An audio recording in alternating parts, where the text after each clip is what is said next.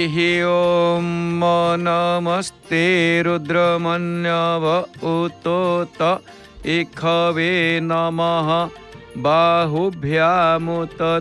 नमः जाते रुद्रशिवा तनुरघो रापापकाशिनी तया नस्तन्वा सन्तमया गिरिसन्ताभिचाकसी हरि ओम। जय जय श्री जगन्नाथ, जय जय श्री जगन्नाथ, जय जय श्री जगन्नाथ।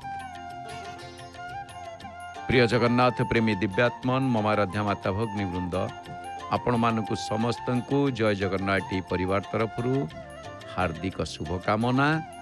दर्शन करुछंती महाप्रभु श्री चकानयनक मुखमंडल को केते सुंदर दर्शन पाउछंती।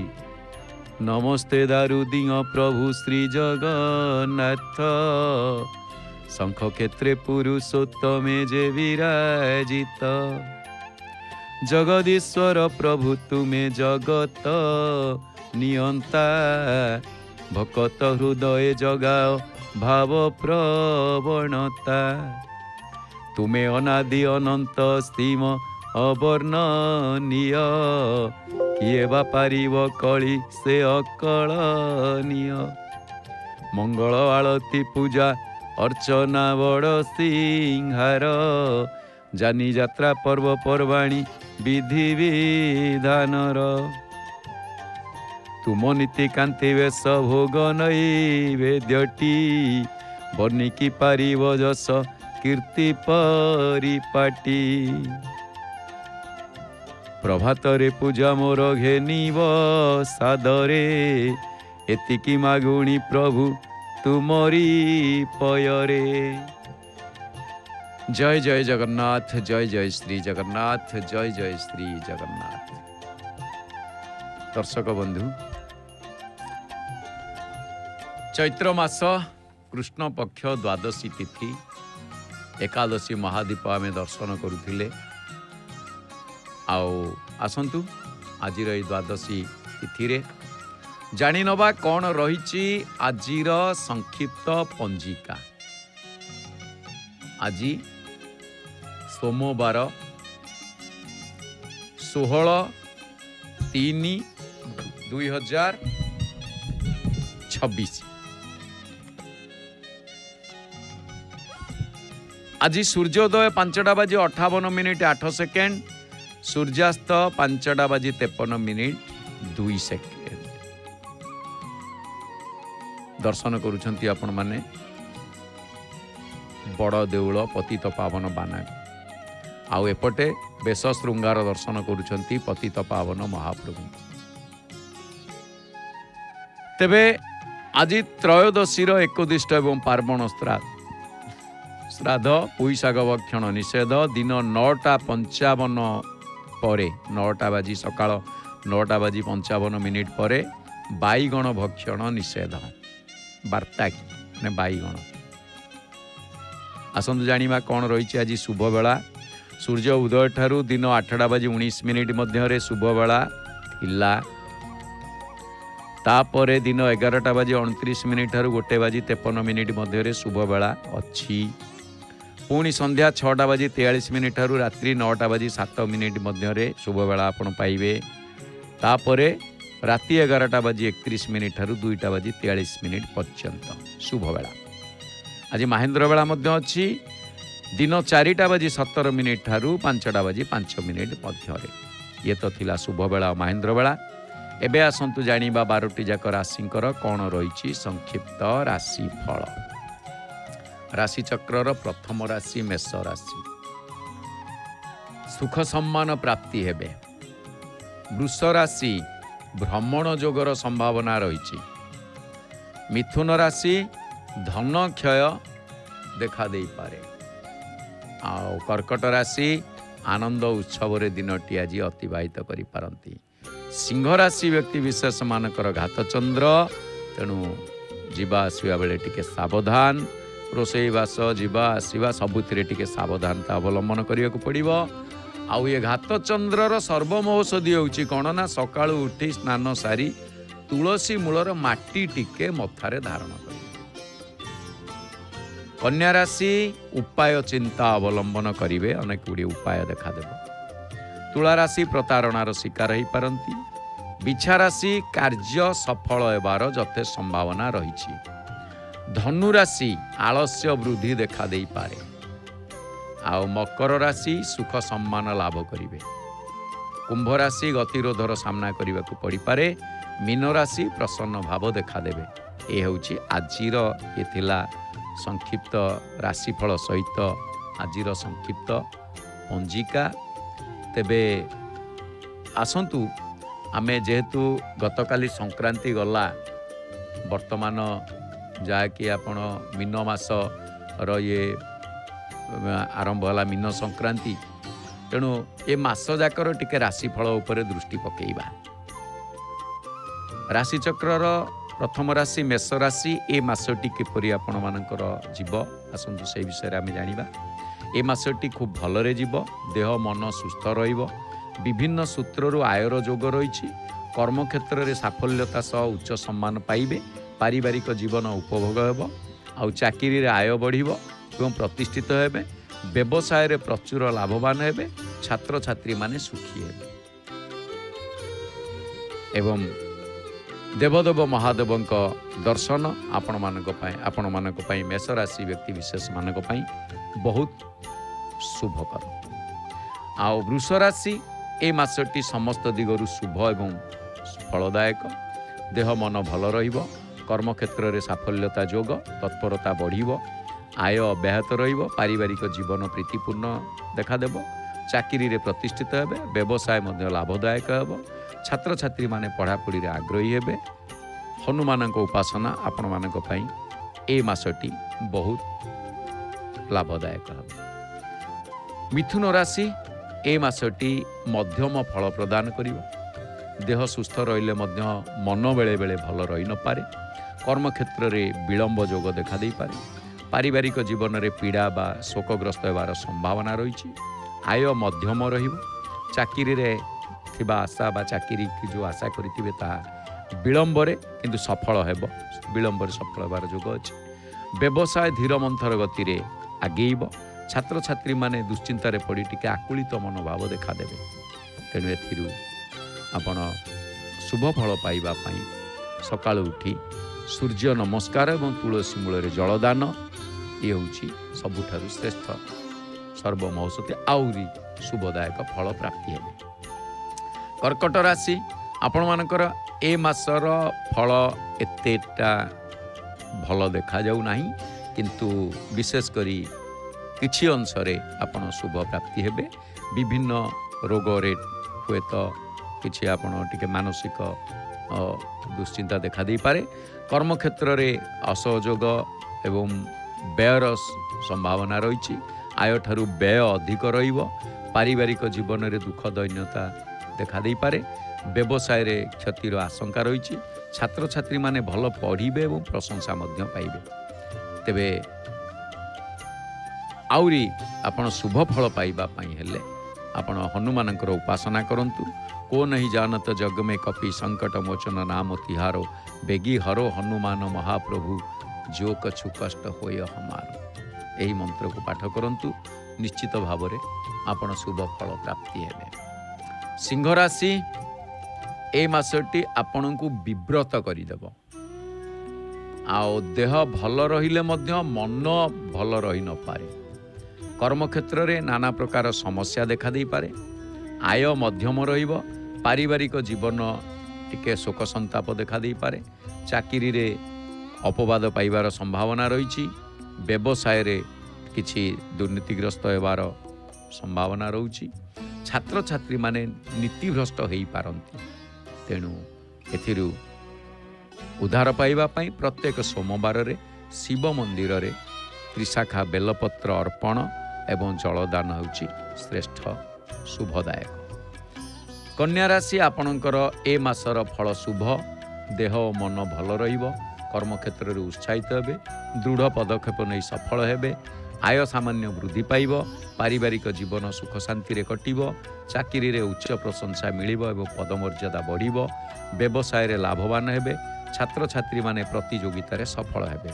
अधिक शुभ फल पाइबाकु हेले ओम नमो भगवते वासुदेवाय ए मंत्रटी आपणकर कोठ संपत्ति ए मासटी जप करि चलंतु, शुभ फल प्राप्ति हेबे।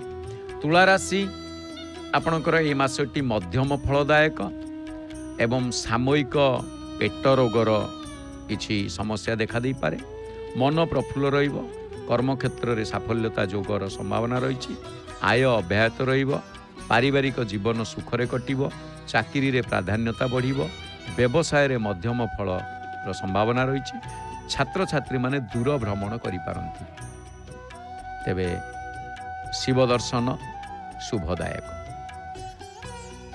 बिछा राशि आपणकर ए मासटी सुख दुख मिश्रित रे कटिब, आउ देह मन भल रहिब, कर्मक्षेत्र रे साहाय्य सहयोग पाई आगेइबे, आउ आय उत्तम रहिब, पारिवारिक जीवन आमोद प्रमोद रे कटिब, चाकरी रे जनप्रियता अर्जन करिवे, व्यवसाय रे ऋण मुक्त हेबे, छात्र छात्री माने गुरुजन मानकर तागिद को शुणिबे एवं अधिक शुभ फल पाइबा पाई हेले प्रत्येक सोमवार ए मासटी सोमवार रे आपण शिव दर्शन करंतु। वृषभ पाखरे थाई वृषभ कानरे निजर किछि असुविधा को जणाई दियंतु, शीघ्र शुभ फल प्राप्ति हेबे। धनुराशि ए मासटी खूब भलरे जीव, देह मन भल रहिब, प्रतिष्ठा बढ़िब, कर्मक्षेत्र रे उच्च आशा सफल हेब, आय अब्याहत रहिब, पारिवारिक जीवन रे सौहार्द्यता प्राप्ति हेबे, चाकरी रे सम्मान मिलिब, पदलाभर जोग अछि, व्यवसाय रे प्रतिष्ठित हेबे, छात्र छात्री माने पढ़ापढ़ी रे आगेइबे एवं परीक्षा रे फल उत्तम रहिब। अधिक शुभ फल पाइबा पई हेले ओम नमः शिवाय मंत्र को सदाबेले पाठ करंतु। मकर राशि ए मासटी आपणकर आलस्यता वृद्धि पाइब, देह भल रहिब, मात्र द्वंद्व आशंका भितर गति करिवे, कर्मक्षेत्र रे विलंब जोग रही, आय मध्यम, पारिवारिक जीवन रे नीतिहानि देखा दे पारे, आउ चाकरी रे असुख बोध करिवे, हाथ टेकी दउछन्ती भक्त आपण देखुछन्ती महाप्रभु को बेश श्रृंगार, व्यवसाय रे नीच प्रवृत्ति देखा देब, आउ छात्र छात्री मानक आदर सम्मान मिलिब।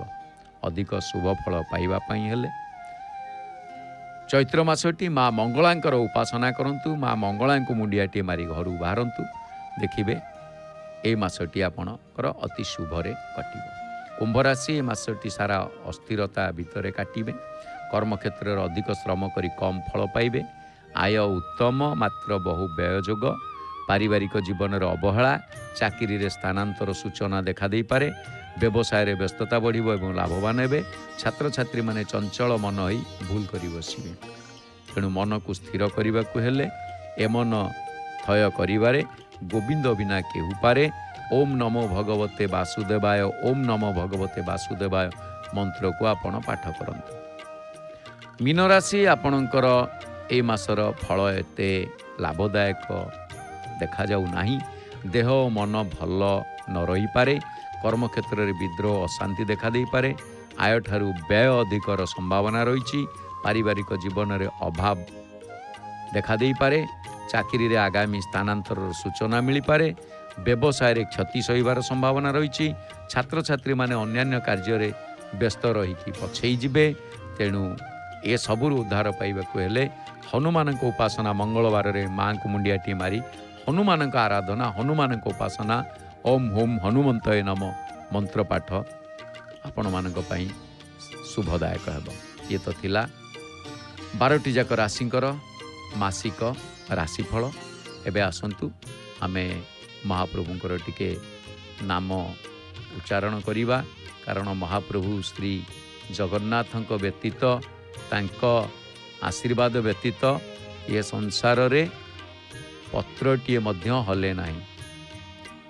परेश परेशं पद्मेशं शिव कमलेशं शिवकरं द्विजेशं देवेशं तनुकुटिलकेशं कलिहरं खगेशं नगेशं निखिलभुवेशं नगधरं सदा तं गोविंदम परम सुख कंदम भजतरे।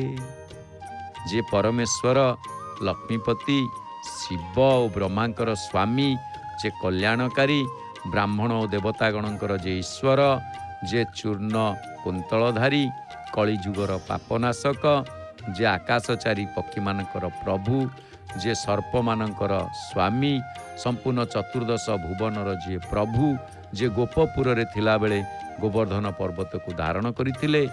हे मनुष्य माने से परमानंद कंद गोविंद को सदा सर्वदा भजन कर। आज जो मानकर जन्मदिन अनेक अनेक शुभेच्छा शुभकामना, चलापथ कुसुमित हेउ।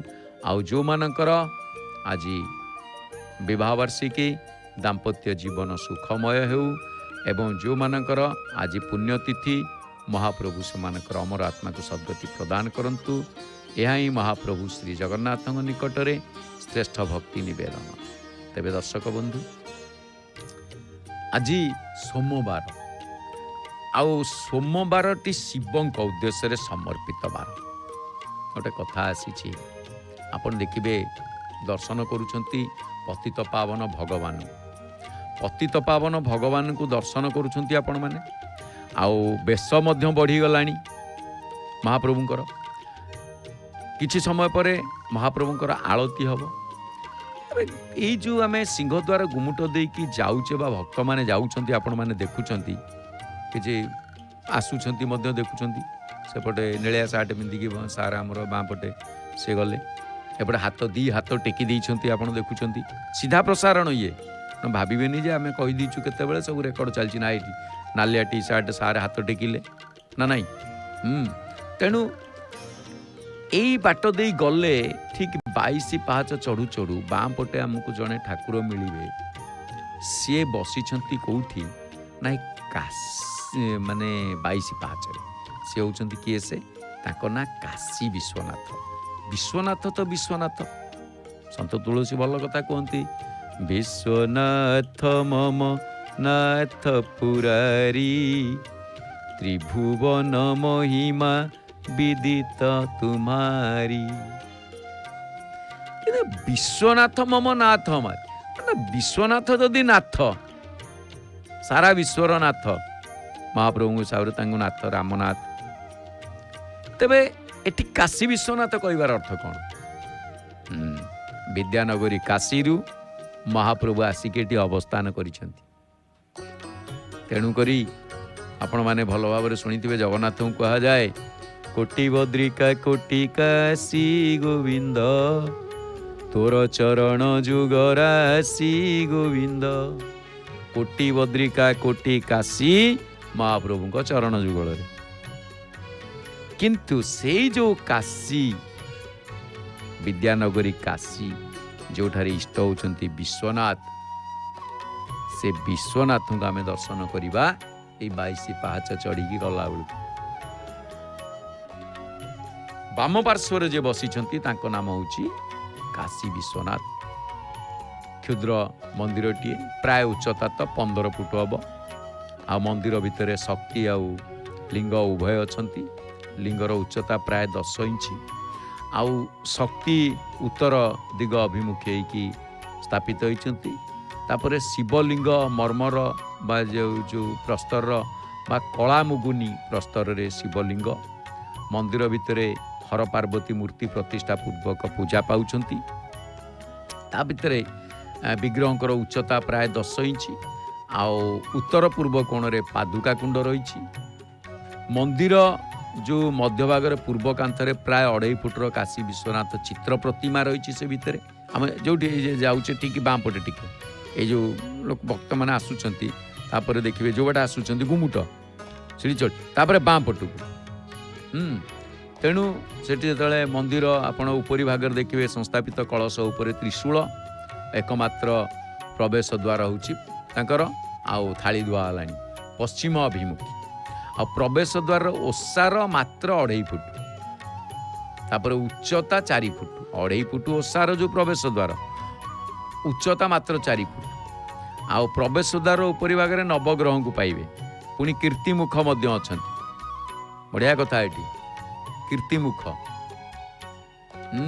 ଯେ ଶିବଙ୍କ ପାଖକୁ ଆସିଥିଲେ ଯେତେବେଳେ ସେ କୀର୍ତ୍ତିମୁଖ ରାକ୍ଷସ କଥା ଆସିଛି ମହାପ୍ରଭୁ ସୃଷ୍ଟି କରିଥିଲେ, ତେଣୁ ସେ କହିଲେ ବୋଇଲେ ଏହି ଦ୍ୱାର ରଖ ନାମ ତାହା କୀର୍ତ୍ତିମୁଖ, ମୁଁ କାହାକୁ ଖାଇବି ନା ତୁ ନିଜେ ନିଜକୁ ଖା କହିକି ଶେଷକୁ ମୁଣ୍ଡଟି ରହିଗଲା ନେଇକି ଦ୍ୱାର ମୁହଁରେ। ଆଚ୍ଛା, ତେଣୁ ଦ୍ୱାରର ଦୁଇ ପାର୍ଶ୍ୱରେ ଦ୍ୱାରପାଳ ଭାବରେ ଅଛନ୍ତି ନନ୍ଦୀ ଭୃଙ୍ଗୀ। ମନ୍ଦିର ସାମ୍ନାରେ ଅର୍ଥାତ୍ ପ୍ରାୟ 3 ଫୁଟ ଦୂରରେ ଗୋଟିଏ ସ୍ତମ୍ଭ ଉପରେ ପ୍ରସ୍ତର ରହିଛନ୍ତି ଗୋଟେ କ୍ଷୁଦ୍ର ବୃଷଭ ମୂର୍ତ୍ତି, ଯିଏକି ଭକ୍ତମାନେ ବୃଷଭ ପଛରେ ରହିକି ମଙ୍ଗଳମୟ କାଶୀ ବିଶ୍ୱନାଥଙ୍କୁ ଦର୍ଶନ କରନ୍ତି। ତାଙ୍କ ନୀତିକାନ୍ତି ବି ଠିକ୍ ସୁଚାରୁ ରୂପରେ ଚାଲିଛି। ତେବେ ଏଇଠି ଗୋଟିଏ କଥା ଆସିଛି, ଯେଉଁ କାଶୀ ଠାକୁରଙ୍କୁ ଆମେ ବିଶ୍ୱନାଥଙ୍କୁ ଦର୍ଶନ କରୁଛେ, ଏ କାଶୀ ବିଶ୍ୱନାଥ, ତାଙ୍କ ନାଁ ପୁଣି କାଶୀ ବିଶ୍ୱନାଥ। ଯଦି ଏକଥା ଦେଖାଯାଏ ତାହେଲେ 400 ବର୍ଷ ପୂର୍ବର କଥା। 400 ବର୍ଷ ତ ଭକ୍ତ ପ୍ରବଣତା ଠାକୁର। ଯେତେବେଳେ ପ୍ରାଚୀନ ସମୟରୁ ବିଭିନ୍ନ ରାଜା ମହାରାଜାଙ୍କ ରାଜତ୍ୱ କାଳରେ ବହୁ ଦେବଦେବୀଙ୍କ ବିଗ୍ରହ ମନ୍ଦିର ସବୁ ପ୍ରତିଷ୍ଠା ହେଇଥିବା କଥା ଜଣାଅଛି। କିନ୍ତୁ ଆଜିକୁ ଏଇ ଯେଉଁ 400 ବର୍ଷ ପୂର୍ବ କଥା କୁହାଯାଉଛି, ସୁପ୍ରସିଦ୍ଧ କାଶୀ ବିଶ୍ୱନାଥଙ୍କ ମନ୍ଦିର ଏଠି ପ୍ରତିଷ୍ଠା କରାଯାଇଛି। ତେବେ ଜଗନ୍ନାଥ ମନ୍ଦିରଙ୍କର ପୂର୍ବ ଦ୍ୱାର ଗୁମୁଟରେ ଆମେ ଗଲେ ପାଇବା। ଆଚ୍ଛା, ଆଗ ପତିତ ପାବନଙ୍କ ଦର୍ଶନ, ତାପରେ 22 ପାହାଚରେ କାଶୀ ବିଶ୍ୱନାଥଙ୍କୁ ଆମେ ପ୍ରଣାମ, ଯାହାଙ୍କୁ ଦେଖିକି କହିଥିଲେ ଭଗବାନ ଶ୍ରୀରାମ ଯେତେବେଳେ ଆସିଥିଲେ ମହାପ୍ରଭୁଙ୍କୁ ଦର୍ଶନ କରିବା ପାଇଁ, କାଶୀ ବିଶ୍ୱନାଥଙ୍କୁ ଗୋ ଦେଖ ପ୍ରାଣ ସହି, ବନବାସ ସମୟରେ ଯୋଗାରୂଢ଼ ପୁରୁଷ ଏଠାରେ ଛନ୍ତି ରହି ରାମାବର ଗୋ, ଦେଖି ପାପ ତାପ କର ଦୂର ଗୋ। ଯଦିଓ ଏ କଥା ବଡ଼ା ସୁନ୍ଦର ଭାବରେ ଅନଙ୍ଗ ନରେନ୍ଦ୍ରଙ୍କ ଭାଷାରେ ଆସେ, ଆଉ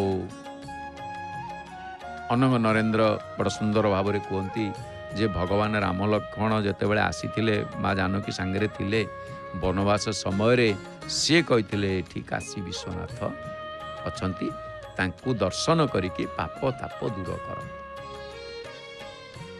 ତେବେ ଏଇଠି ଗୋଟେ କଥା, ଇଏ ଆସିଲେ କେମିତି? ବିଦ୍ୟାନଗରୀ କାଶୀର ବିଶ୍ୱନାଥ ଶ୍ରୀକ୍ଷେତ୍ର ପୁରୁଷୋତ୍ତମରେ ବା ନୀଳାଚଳରେ ଶ୍ରୀମନ୍ଦିର ଲୋକଙ୍କ ମୁଖରୁ ଜଣାଯାଏ, ଥରେ କାଶୀର ବିଶ୍ୱନାଥ କୌଣସି ଭକ୍ତର ଇଚ୍ଛାରେ ଏଠି ଆବିର୍ଭୂତ ହୋଇଥିଲେ। କଥାଟି ଭକ୍ତର ଇଚ୍ଛାରେ, କାରଣ ଭକ୍ତମାନେ ଶ୍ରୀମନ୍ଦିର ଭିତରକୁ ଯେତେବେଳେ ଯାଆନ୍ତି ପ୍ରଥମେ ମଙ୍ଗଳମୟ ଶିବଙ୍କର ଦର୍ଶନ ଲାଭ କରନ୍ତି।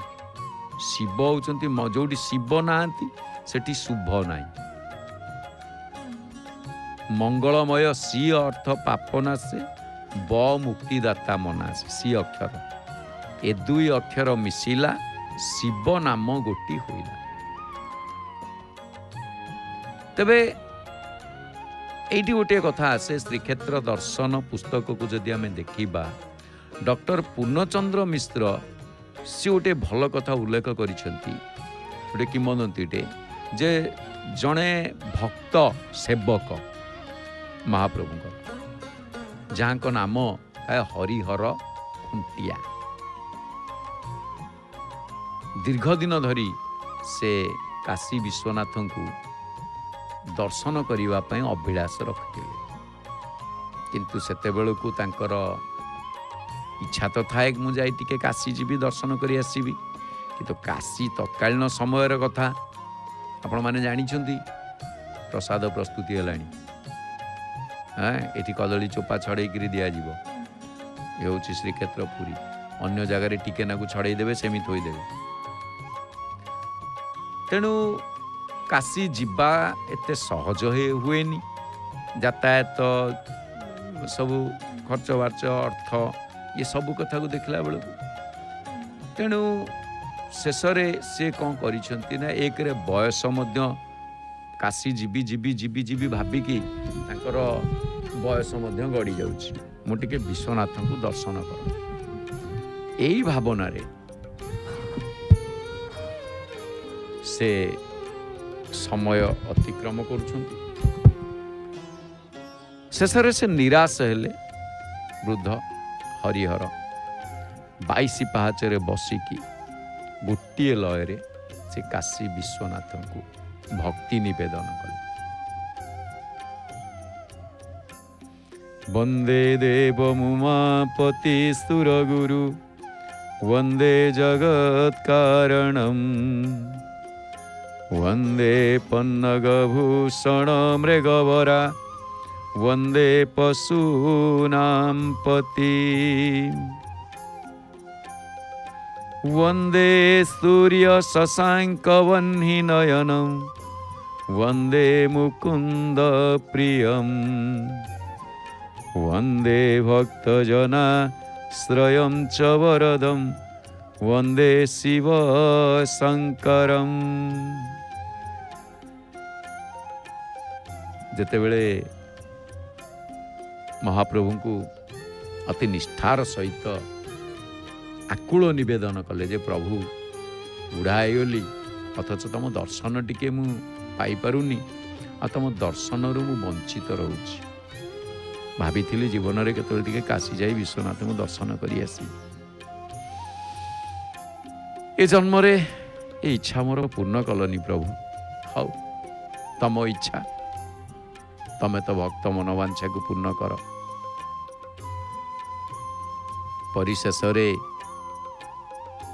काशी रु विश्वनाथ सीधा आसिकी तांका सामना रे पहुंची गले, सेवक को दर्शन देले। से दिन ठारू काशी विश्वनाथ से पूजा पाइले। ये गोटे प्रसंग। अपरपक्षरे आउ गोटे कथा आसे जे पंडित सदाशिव रथ शर्मा मत अनुसार 1611 ख्रीष्टाब्दर कथा। काशी विश्वनाथ 22 पाहाचरे विधिवत भाव में प्रतिष्ठा पूजा पाइले 1611। चक्रपाणी खुंटिया नामक जड़े सेवायत जे कि बनारस जाइकी विश्वनाथ को दर्शन करिवार अभिलाष पोषण करते। बनारस वाराणसी, अच्छा जदिबा से इच्छा करथिले किंतु सेतेबेले आर्थिक एवं शारीरिक ये दुईटी जाकर क्षमता तांकर नथिला। तेणु जितेबाला आर्थिक क्षमता नाई, पुणी हाँ ठीक अच्छे आर्थिक नाई क्या मागिले किए देदब कौन कर, शारीरिक क्षमता मध्य नाही। तेणु एते दूर को जीवा तांको पक्षरे संभवपर न हेबारु से कौन कले ना महाप्रभु श्री जगन्नाथ को तांकर अंतरर वेदना जणैले। जगन्नाथ को कदाचित कालिंदी तट विपिन स्तंगी तकरबो मुदा भीरी नारी वदन कमला स्वाद मधुप रमा शंभुर्ब्रह्मा मरपति गणेशार चितपदो जगन्नाथ स्वामी नयन पथगामी भवतु मे।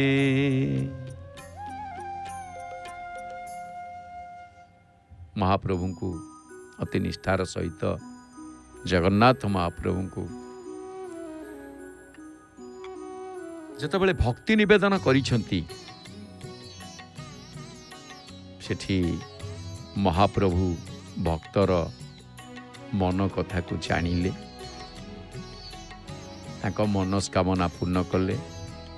ପରଦିନ ସକାଳେ ଦେଖିଲା ବେଳକୁ 22 ପାହାଚ ଉପରେ ଜଣେ ଲିଙ୍ଗ ବିରାଜମାନ ହେଇଛନ୍ତି, ଯାହାକୁ ଲିଙ୍ଗୋଦ୍ଭବ ମୂର୍ତ୍ତି ବିରାଜମାନ ହେଇଛନ୍ତି।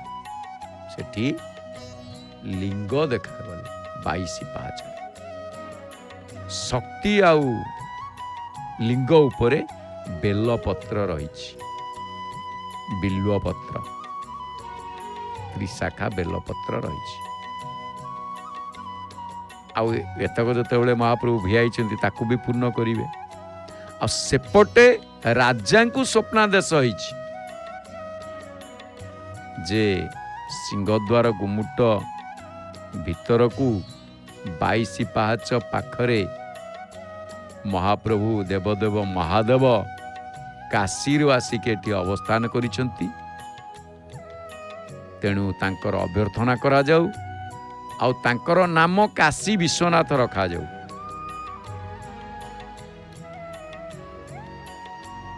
ସେଇଦିନ ଠାରୁ ଏ କାଶୀ ବିଶ୍ୱନାଥ ଶ୍ରୀମନ୍ଦିର ଭିତରେ ପୂଜା ପାଇ ଆସୁଛନ୍ତି। କୋଉଠି ନା ଏ ଭକ୍ତ ବର୍ତ୍ତମାନ ଯାଉଛନ୍ତି, ଠିକ୍ ଯାଉ ଯାଉ ବାମ ପାର୍ଶ୍ୱରେ ଦେଖିବେ ଗୁମୁଟ ପାରି ହେଲା ପରେ ଗୋଟିଏ ପାଦୁକ କୁଣ୍ଡ ଲାଗିଲେ, ତାପରେ ବାଁ ପଟକୁ ଦେଖିବେ ବୃଷଭ, ସେଇ ମନ୍ଦିରଟି ହେଉଛି କାଶୀ ବିଶ୍ୱନାଥଙ୍କ ମନ୍ଦିର। ତେଣୁ କାଶୀ ବିଶ୍ୱନାଥ ମନ୍ଦିର ପ୍ରତିଷ୍ଠା କିମ୍ବଦନ୍ତୀକୁ ନେଇକି, ଯେଉଁଟାକି ଜଣେ ଚକ୍ରପାଣି ଖୁଣ୍ଟିଆ ଆଉ ଜଣେ ହରିହର ଖୁଣ୍ଟିଆ, ଏମିତି ଭିନ୍ନ ଭିନ୍ନ ଦୁଇଟି ନାଁ ଯେତେବେଳେ ମିଳୁଛି, ଏ ନେଇକି କ'ଣ ହେଲା ନା ସମ୍ପୃକ୍ତ ଯେଉଁ ମନ୍ଦିରର ସେବକଙ୍କୁ ପଚରା ଯିବାରେ ସେମାନେ ଚକ୍ରପାଣି ଖୁଣ୍ଟିଆ ବୋଲି ପ୍ରକାଶ କରନ୍ତି। ଇଏ ଗୋଟିଏ ମତ କଥା। ସେ ମହାପ୍ରଭୁଙ୍କର ଅନେକ କଥା ଅନୁସନ୍ଧାନ ସାପେକ୍ଷ, ଏପର୍ଯ୍ୟନ୍ତ ତାଙ୍କର ତଥ୍ୟ ତତ୍ତ୍ୱ ଏସବୁ ପାଇବା ସହଜ କଥା ନୁହେଁ। କବି ସମ୍ରାଟ ଉପେନ୍ଦ୍ର ଭଞ୍ଜଙ୍କ ସମୟକୁ ଅର୍ଥାତ୍ ସପ୍ତଦଶ ଶତାବ୍ଦୀର ଶେଷ ଭାଗ ବା ଅଷ୍ଟାଦଶ ଶତାବ୍ଦୀର ପ୍ରାରମ୍ଭ, 17-18 ଶତାବ୍ଦୀ କଥା କୁହାଯିବ। ସେତେବେଳକୁ କାଶୀ ବିଶ୍ୱନାଥଙ୍କ ମାହାତ୍ମ୍ୟ ତଥା ତାଙ୍କ ସମ୍ପର୍କୀୟ କିମ୍ବଦନ୍ତୀର ବହୁଳ ପ୍ରଚଳନ ଘଟି ସାରିଥିଲା।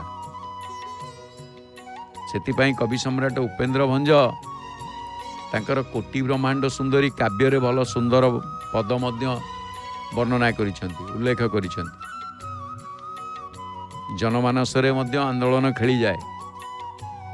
ଆସି କାଶୀଶ୍ୱର ବାସ କଲେ ଜାଣି, ଅନ୍ୟ କ୍ଷେତ୍ର ସମସ୍ତଙ୍କ ଏ ମସ୍ତକ ମଣି। ଆର ଅର୍ଥ ହେଉଛି ଆଉ ଯେତେ ସବୁ କ୍ଷେତ୍ର, ଏ କ୍ଷେତ୍ର ହେଉଛି ମସ୍ତକର, ଅନ୍ୟମାନେ ଯଦି ମସ୍ତକ ହୁଅନ୍ତି, ଇଏ ହେଉଛି ମଣି। ତେଣୁ ଡକ୍ଟର ହରପ୍ରସାଦ ମିଶ୍ର ମଧ୍ୟ ତାଙ୍କ ମତ ଦିଅନ୍ତି ମନ୍ଦିରଟି ଅତି ଛୋଟିଆଟିଏ, ଶ୍ରୀମନ୍ଦିର ପତନ ଠାରୁ ବହୁ ନିମ୍ନରେ ଅବସ୍ଥିତ।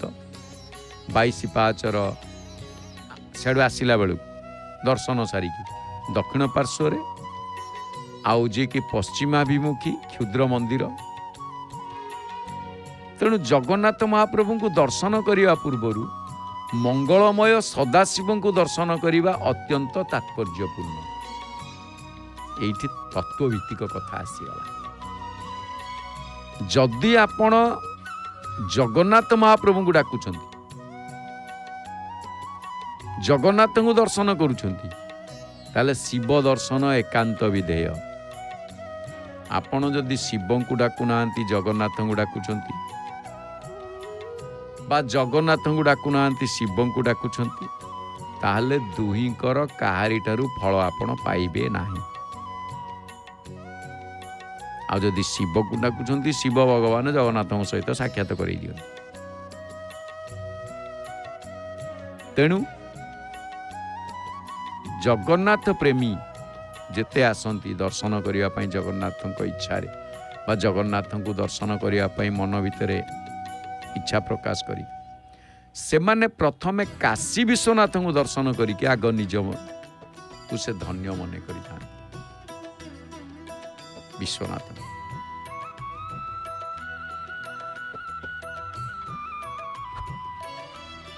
अनेक विश्वास आवेग नहीं कि भक्त तांको पाखकु छुटी जाती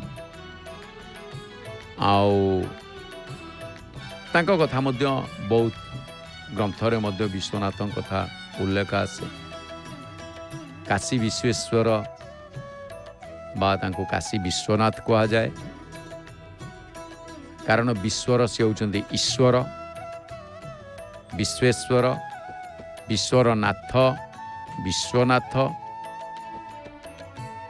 तेणु मुक्ति चिंतामणि आप देखिए बढ़िया सुंदर वर्णना रही। विश्वेश्वराय नरका नवतारणाय भक्ति प्रदाय भवरो गविमोचनाय गौरी प्रियाय वरदा त्रिलोचनाय संसार दुख हरणा यः नमः शिवाय। संसार दुख हरणाय नमः शिवाय अर्थ कौन ना हे विश्वेश्वर तुमे नरक सागरर त्राणकर्ता। नर्क जदि सागर हुए सागर भली नर्करे पड़िथिले मध्य जीव ताकू तुमे ही उद्धार कर। तुमे होउच तार त्राणकर्ता। तेणु महाप्रभु को कहा जाए परित्राणाय साधूनां तुमे भक्ति प्रदायक। आओ गोटे श्रेष्ठ कथा हे प्रभु तुमे होउच कौन भवरोग विमोचनाय। भवरोग कहले ये जो जन्म बंधन रूपक जो रोग आमे माने सबू आवागमन चक्र रे पड़ी ये हूँ जन्म बंधन गोटे रोग। पुनरपि जननम पुनरपि मरणम पुनरपि जननी जठरे शयनम। आमे आसुचे जाउचे जननी गर्भरे पुणी जन्म नौचे पुणी जदि सेतिकी पुण्यकर्म करिचे तो वैकुंठ जाउचे नले पुणी शुकर कुकर को पुणी कौ जन्म नौचे तार हिसाब नहीं।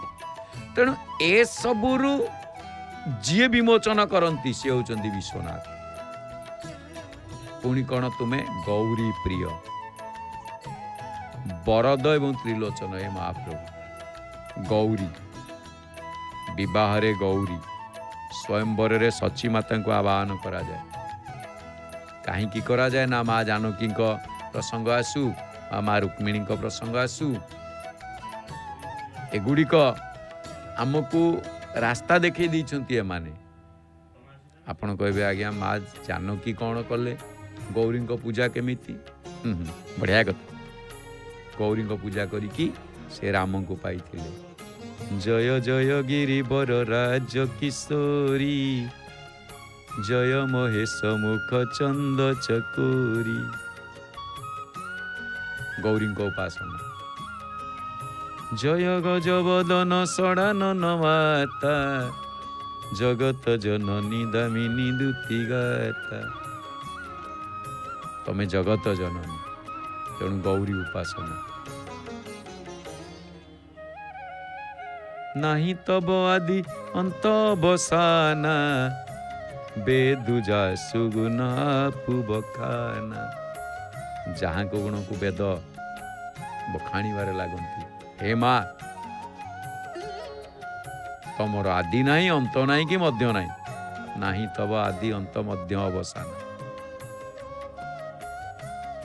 तेणु कहगला महाप्रभु होती गौरी प्रिय किए से ना देवदेव महादेव पुणी बरद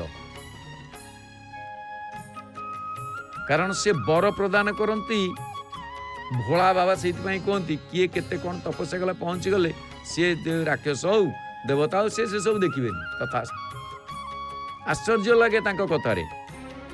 हाँ भोला बाबा सी थे गोटे चोर कुआड़े चोरी कर जागर भाया दिन में बुली बुली देखला गोटे कुआड़े किसी पाइलानी ଚିନ୍ତା କଲା ଏଇଠି ଗୋଟେ କ'ଣ ମନ୍ଦିର ଦେଖାଯାଉଛି, ଭଙ୍ଗା ଶିବ ମନ୍ଦିରଟେ, ଯାଉଛି ସେଇଠି ପହଞ୍ଚୁ। ସେ ମନ୍ଦିରକୁ କିଏ ପୂଜାପୂଜି କି ଯାଆନ୍ତିନି, ପାଖରେ ଆଉ ଦୂରରେ ଟିକେ ବଡ଼ ମନ୍ଦିର ଅଛି, ସେଠି ସମସ୍ତଙ୍କ ଭିଡ଼, ଛୋଟ ମନ୍ଦିର ଜାଗା ହୁଏନି, ବେଶୀ କେହି ଯାଆନ୍ତିନି।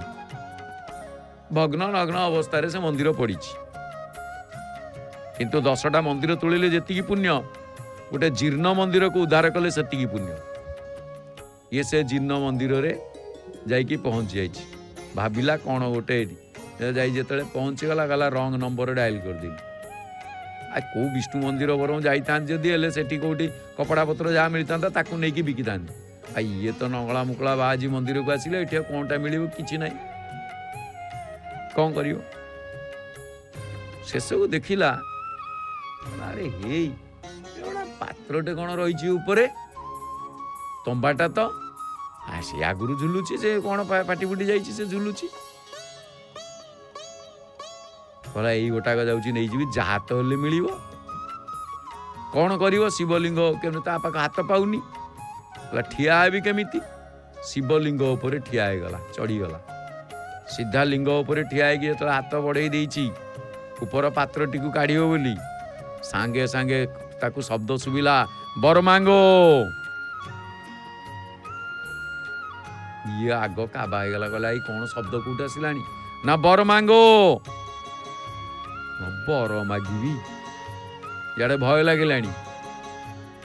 କହିଲା ପୁଣି ଆଡ଼େ ମାନେ ରହିଲାଣି ଶିବଙ୍କ ପୁରା ଉପରେ ଚଢ଼ି ଯାଇଛି ଲିଙ୍ଗ ଉପରେ, ଆଉ କ'ଣ? କହିଲା ଆଜ୍ଞା ମୋର ଭୁଲ ହେଇଛି ପ୍ରଭୁ, ମୋର ଭୁଲ ହେଇଯାଇଛି, ମୋତେ କ୍ଷମା କରନ୍ତୁ, ମୋତେ କ୍ଷମା କରନ୍ତୁ, ଆଉ ଦିନେ ଚୋରି କରିବିନି, ମୋର ଭୁଲ ହେଇଛି, ତମ ଗୋଡ଼ ତଳେ ପଡ଼ୁଛି, ମୋର ଭୁଲ ହେଇଛି କହି ଗୋଡ଼ ଧରି ସାରିଲାଣି। କହିଲା ଆରେ ଉଠ ଉଠ ତୁମ ବର ମାଗ।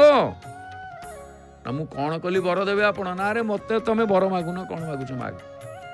ନା ମୁଁ କିଛି ମାଗିବିନି, ମୋତେ କିଛି ଜଣା ନାହିଁ, ମୋତେ ଜଣା ନାହିଁ, କ'ଣ ମାଗିବି? ମୁଁ ତ ଚୋରି କରିବାକୁ ଆସିଛି, ଚୋର ଧରା ପଡ଼ିଲେ ଆଉ ଚୋର କ'ଣ ମାଗିବ? ନା ରେ ତମେ ଚୋର କ'ଣ କହୁଛ? ଆଜି ଭଳିଆ ଦିନରେ କିଏ ଦୀପ ଜଳାଉଛନ୍ତି, ବେଲପତ୍ର ଚଢ଼ାଉଛନ୍ତି, ଫୁଲ ଚଢ଼ାଉଛନ୍ତି, କିଏ କ'ଣ ଚଢ଼ାଉଛନ୍ତି? ନିଜକୁ ନିଜେ କିଏ ସମର୍ପଣ କରିଦେଇଛି? ଯାହା ହଉ ମୋ ଦେହ ମୁଣ୍ଡ ଦରଜ ଥିଲା, ମୋ ଦେହ ମୁଣ୍ଡ ଟିକେ ଦରଜ କଟିଗଲା, ତୁମେ ନିଜକୁ ଚଢ଼େଇ ଦେଲ ମୋ ଉପରେ, ଆତ୍ମସମର୍ପଣ କରିଦେଲ, ନିଜେ ଚଢ଼ିଗଲ ମୋ ଉପରେ, ମାନେ ସିଏ ନିଜେ ଚଢ଼ିଗଲା ଚୋରି କରିବ ବୋଲି। ଶିବ ହେଉଛନ୍ତି ଭୋଳା ବାବା, ସିଏ ଆଉ ଦେଖୁନାହାନ୍ତି ଏ ଚୋରି କରେ, କ'ଣ ଅଛି ନେଲେ ନେବ, ଏଇଟା କ'ଣ ମୋର ଦରକାର। କିନ୍ତୁ ସିଏ ମୋତେ ତା ନିଜକୁ ସମର୍ପଣ କରିଦେଲା। ଇଏ ହେଉଛନ୍ତି ଭୋଳା ବାବା, ଶିବ ଶଙ୍କର। ତେଣୁ ସେ କ'ଣ କଲେ, ତାକୁ ବର ଦେଲେ, ସେଇଦିନଠୁ ତା ଚୋରି ବୃତ୍ତି ଗଲା।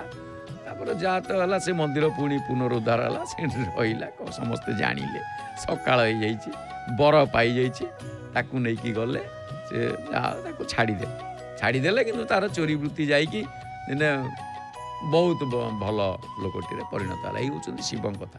ତେଣୁ ସେ ବରଦ ଆଉ ତ୍ରିଲୋଚନ, ତୃତୀୟ ନୟନ ଯଦି ମାନେ ଆସିଗଲା, କନ୍ଦର୍ପ ଧ୍ୱଂସ ହେଇଯାଇଥିଲା।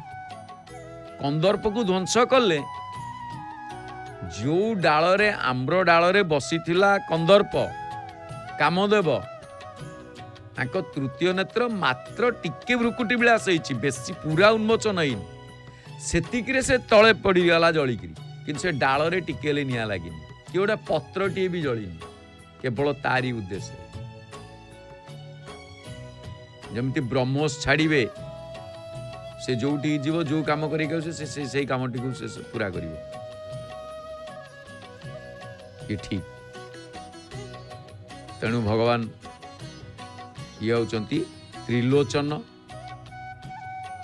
ସଂସାରର ଦୁଃଖ ହରଣ କରିବାରେ ସିଏ ହେଉଛନ୍ତି ପ୍ରଥମେ ସମର୍ଥ। ଆଗ ତାଙ୍କୁ ଡାକନ୍ତି, ସେ ଶୀଘ୍ର ଶୁଣନ୍ତି, ଆଶୁତୋଷ ଅଳ୍ପକେ ସନ୍ତୋଷ। ଉପଚାର ଦେଖୁନାହାନ୍ତି, ବର୍ତ୍ତମାନ ବିଷ୍ଣୁଙ୍କ ଜଗନ୍ନାଥଙ୍କ ଉପଚାର ବେଶ ଏବେ, ଏ ପୂଜା ହବ, ଏତେ ମାନେ 60 ମଣ ଘିଅ ସରିବ, ରାଧା ନାଚିବ, ସବୁ ପ୍ରସ୍ତୁତି, ଭୋଗ ଟେକା ହେବାକୁ ବର୍ତ୍ତମାନ ବସିଲେଣି, ପ୍ରସ୍ତୁତି ଚାଲିଛି, କେତେ ସମୟ ଲାଗିଲାଣି। ନା ଅଳଙ୍କାର ପ୍ରିୟ ବିଷ୍ଣୁ, ପୁଷ୍ପ ଅଳଙ୍କାରରେ ମଣ୍ଡିତ, ଶଙ୍କରଙ୍କର କିଛି ନାହିଁ, କିଛି ଚିନ୍ତା ନାହିଁ। 3ଟା ବେଲପତ୍ର ଅଛି, କ'ଣ ଛୋଟିଆ ଛୋଟିଆ କଦଳୀ 2-4ଟା, ଯାହା ଦେଲ ଚାଲ, ସେ ତାହା ପୂଜା କରୁଛି, ସେ ବର ମାଗିଲେ ଦେଇଦେବେ। ସିଏ ପୂଜା କ'ଣ କଲା ନ କଲା ସିଏ ପଛ କଥା, ସିଏ ତାକୁ ଏତେ ଦେଖନ୍ତି। ବର ମାଗୁଛୁ ତ ଦିଅ, କ'ଣ ଅଛି। ଆଉ ବାସ୍ତବରେ ଶଙ୍କର ଭଗବାନ ଦିଅନ୍ତି କ'ଣ? ताको निजर तो किछि नाही निज वस्त्र परकु देई शिव गले लंगलाए आ जने नंगा नाहेगा क्या ना निचोड़ेगा क्या किंतु तांकु मागिला बेलकु तथास्तुटी कहि दियंती ताकु जगन्नाथ पूरा करंती ये गोटे आत्मा तेणु शिवंक मंदिर रे एइति पई भिड़ हुए शिवंकु पूजा कले जगन्नाथ आग शुणती सेति पई कहा गला शिव पूजा कर फल स्तुत सोई अविरल भगति राम पद होई शिव को पूजा कले राम का आशीर्वाद मिलिବ तेणु महाप्रभु जगन्नाथ पूर्ण कर दियंती शिव तांकर सेति पई शंकर भगवान एया ही कहितिले जे श्रीराम का पादतल राज्य होची मोर श्रेष्ठ संपत्ति मम इष्ट बालक रामा मोर इष्ट जगन्नाथ तेणु जगन्नाथ जानी यात्रा को जुआड़े जीवे चंदन यात्रा पंच महादेव जीवे जगन्नाथ मंदिर भितर चारिपटे महादेव मंदिर अवस्थित देवदेव महादेव तेणु से कौन करती वर प्रदान करती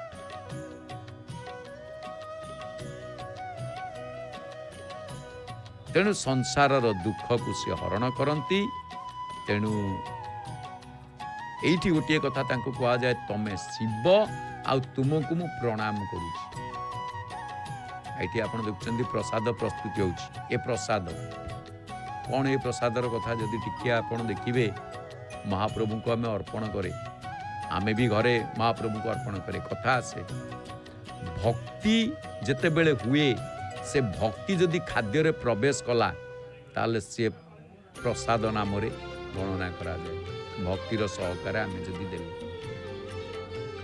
आउ भोकरे जेते बेले प्रवेश करे भक्ति से बेले रे कहा जाए उपवास भोक बदल रे आउ जेते बेले भक्ति जल रे प्रवेश करी जल परिणत हुए सेते बेले कौन हुए ना तीर्थ यात्रा समय रे जदि भक्ति प्रवेश कले भक्तिर सहकार यात्रा ताला तीर्थ यात्रा आ संगीत भितर जदि भक्ति प्रवेश भक्तिमय संगीत गाइले ताला कौन ना भजन आ भक्ति जदि गृह रे रहिला सदे गृह कर्ता गृह स्वामी गृहर घरर समस्ते भक्त हुअंती भक्ति रे ताले कौन हुए ना से मंदिर पालटी जाए से घर नुहे घरटी मंदिर पालटी जाए आ भक्ति सहकार जो कार्य हुए जो कार्य को जदि भक्ति सहकार करती ताले सी कौन हुए ना सेवा ताकू कहा जाए सेवा जे सेवा करती ताकू कहा जाए सेवक बाल्टी रू जल नौ कि छाउनी मठक ऊपर जल जाउछि जो जल नौ आ मनीष भितर जेतेबेले भक्ति स्थान पाई जाए सेतेबेले मनीष भगवान हो जाए कौन ना आम जो कहे भाई सी मो पाई देवता समान सी मो पाई ठाकुर सी कहा पाई कौन हुए भाई मो पाई देवता सेति पाई भल कथा आसे आपण देखिबे भक्ति जेते बेले हुए खाद्य रे प्रवेश प्रसाद नाम रे ताहा हुई गणित भोकरे प्रवेश करे भक्ति जे बेल रे कुहा जाए उपवास भोक बदल रे भोक नुह उपवास प्रवेश करई भक्ति जे बेले जल रे जल परिणत हुए से बेले तीर्थ रे मुंडियाटे मारिले वर्तमान महाप्रभु को प्रसाद अर्पण करी यात्रा समय रे भक्ति प्रवेश हुईले टिके टिके पाखे जाओ आड़े जाओ समस्ते तीर्थ यात्रा बोली ताहा गणा हुए भले संगीत मध्य रे भक्ति हुईले प्रवेश संगीत न होई भज नरे से नामित से भजन हो जाए भक्ति प्रवेश जदि गृह रे हुई गृह बदले मंदिर ताहा बोला जाई प्रवेशिव भक्ति जदि कार्य प्रक्रिया गणित सेवार नाम रे दीपटिए लगेले देखुछंती।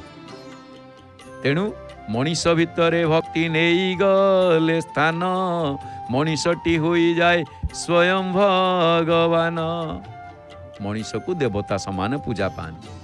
तेणु ये गोटे कथा आसे देवता दानव मानव किए से ना जी अन्यर दुख हरण करे सी देवता, अन्यर दुख को जी बुझे सी मानव, अन्यर दुख को जी बारंबार दुख उपर दुख अन्य को दिए ताकू कहती दानव। देव देव जगन्नाथ प्रणतार्ति विनाशन त्राही मांग पुंडरीकाक्ष पतितं भवसागरे। तेणु यही जो मंदिर श्री काशी विश्वनाथ मंदिर आमे दर्शन करुथिले बा कथा होतिले एपटे मध्य आमे हाथ जोड़िकी महाप्रभु को तदेव वस्तु गोविंद तुभ्यमेव समर्पयामि, तुमरी जिनिस मु तुमको अर्पण करुछि प्रभु। हे महाप्रभु आनंद रे ग्रहण करंतु, अधमर दोष त्रुटि को मार्जना करंतु। सेवार जदि कौनसी व्यतिक्रांत होता है, अजाणत किसी भूल होता है, जानत अजाणत से क्षमा कर दियंतु प्रभु, कारण तुम्हें देइथिबा जिनिस मु तुमको ही अर्पण करुछि। प्रसाद महाप्रभु लगी हेले। तेणु एठी जेते बेले आमे देखिबा श्रीमंदिर सतलिपि मुताबक बाहर बेढ़ार प्लॉट नंबर 164 रे काशी विश्वनाथंकर मंदिर आउ सेवक काशी विश्वनाथ खुंटिया मंदिर दैनिक पूजा करती। तेबे जाऊ ये काशी विश्वनाथ मंदिर आमे आज दर्शन कले, महाप्रभु प्रसाद को मध्य आमे दर्शन कले। महाप्रभु प्रसाद लगी है महाप्रभुंकर। या परे रही कौन ना महाप्रभुंकर आलती भोग आलती। एबे आमे भोग भोग टेकी सारे। प्रथम भोग टेकाला, ये द्वितीय भोग समर्पण, ये समस्त को भोग टेकी सारे प्रसाद अर्पण कले, कारण ये हूँ समर्पण महाप्रभु उद्देश्य रे। तेबे आसंतु आमे प्रसाद लगी परे महाप्रभुंकर भोग आलती को दर्शन करिबा एवं भोग आलती को दर्शन करने सहित सुनामधन्या कंठशिल्पी नमिता अग्रवाल भावपूर्ण कंठरे सुंदर भावमय भक्तिमय भजन को श्रवण करिबा। जो भजन मन को आनंद प्रदान करिबो एवं मन को आनंद प्रदान करने सहित महाप्रभु चरण रे आम मन को सदाबेल स्थान पाइबार सुजोग आमको दब। कारण मन प्रफुल्ल थिले, मन खुशी थिले कौन हुए ना भक्ति आसी जाए और मन खुशी से बेले रहिबो जेते बेले प्रभु मुखमंडल को दर्शन करिबो। तेणु करी कहा जाए सन्मुख होई जीव जब ही मोहि जन्म कोटि अघ नाश ही तब ही। तेबे आसंतु आमे सुनिबा सुनामधन्या कंठशिल्पी नमिता अग्रवाल भावपूर्ण कंठरे सुंदर भोग आलती भजन। जय जय श्री जगन्नाथ, जय जय श्री जगन्नाथ, जय जय श्री जगन्नाथ।